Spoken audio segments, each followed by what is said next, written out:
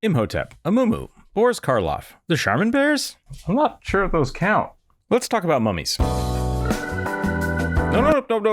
Nope. I said mummies, not whatever that was. Mummies are any number of well-preserved remains, from ritualistic entombed bodies to naturally freeze-dried individuals caught in the perfect conditions for mummification. So when we're looking at mummies in D&D and Pathfinder, we have a huge range of options to work with. First off, you have your magical zombies. Mummies are not zombies, but kind of are. Technically, you don't have to be dead. I mean, you have to die. This could get really complicated. Let's say your character dies, but instead of casting Revivify, you cast Animate Dead and turn them into a ghost, and then you let them possess their own dead body. But first you throw it in the oven on a low setting for like 4 days to make sure it has the consistency of beef jerky. Wait, is that why they're all scared of cats? Look what I got. Because the cats want their sweet, sweet man jerky?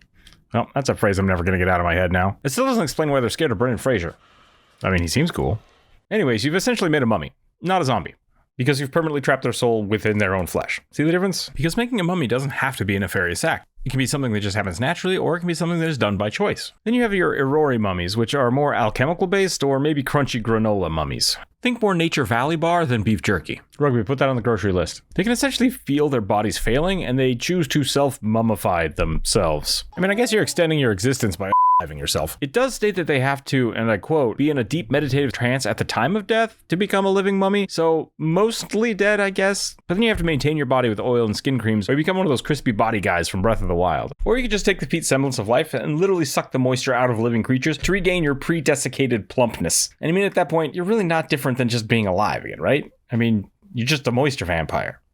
Are all vampires moisture vampires? Like, could a vampire just eat some sanguine saltines and be fine? Or do they have to make some form of Icarus gazpacho from mummy bouillon? Why are all these food related? The main thing that makes a mummy is that its soul is not allowed to cross over and thus bound to an unliving husk. So kind of permanently alive. Or dead. I mean, regardless of what kind of mummy you choose, you are still getting all of the cool benefits of being dead, like immunity to death effects, disease, paralyzed, poison, unconsciousness. You are weak to fire though, which is kind of great. But essentially, you're a mini lich. Mummies are essentially liches. The cool part about this is while you're normally bound to your own body, you may actually be bound to a location or an area instead. This is where the mummy's curse comes into play. I swear if anybody touches my shit, I'm going to come back to life and put sand in your underpants. Wait, is that why they hate Brendan Fraser? Because he keeps trying to read their diary? The curse that is binding your soul to your body may not actually be placed on your body. It could be a book, could be a rock. I mean, look at Arctic mummies and the classic cursed mummies that have like sand walls and desert powers. This does bring up some cool storyline points where if you die of exposure in the wild, maybe your soul becomes bound to your body or to the area, or maybe a fey deity takes pity on you and binds you there just for fun.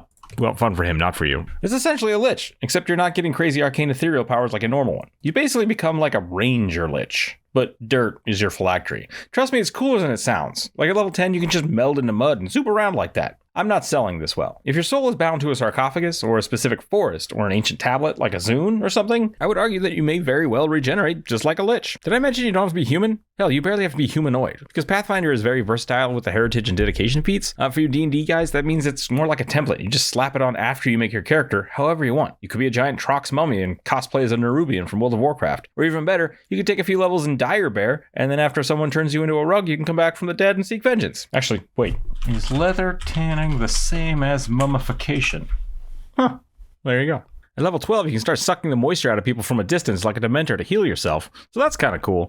And apparently, being in your dried out form is scary enough to frighten most people. This gives you the access to Mummy's Despair and Dreadful Glare, depending on which game you're playing. Mummy's Despair is a 30-foot aura that you can use once per hour for 5 rounds, and fearing basically anybody in the area. While in D&D, you get Dreadful Glare, which is just a single action, and you can use it anytime you want, but it only affects one person at a time. So I think both versions are pretty cool, and whichever one you want to use, I don't see a problem going one way or the other. On top of that, both flavors of Mummy have some form of curse based on their melee attacks, and with Pathfinder it just happens naturally on a critical, where in D&D it happens pretty much any time you hit somebody. Both are infectious and count as both a disease and a curse. So because it's technically a curse, you're stuck taking damage and being stupefied until you remove it. Each of the Mummy's types have their own type of rot, but they all seem to work kind of the same way. The Aori monks actually don't have a type of rot, but they get Stunning Fist with their flurry of blows, so it kind of does the same thing, they just aren't infectious. Call it good hygiene. Mummy Punch!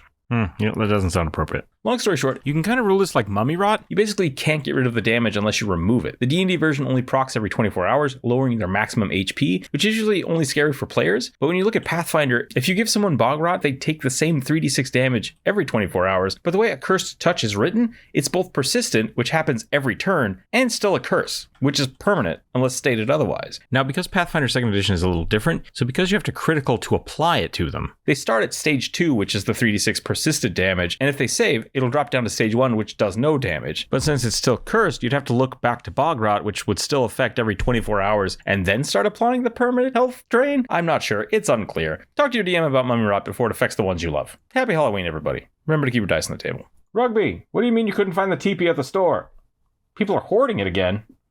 I guess we'll just have to cut up the silk sheets? What do you mean the Mothmen got to it? I thought we just had the house fumigated for Mothmen last month. Okay, I'll call them again tomorrow.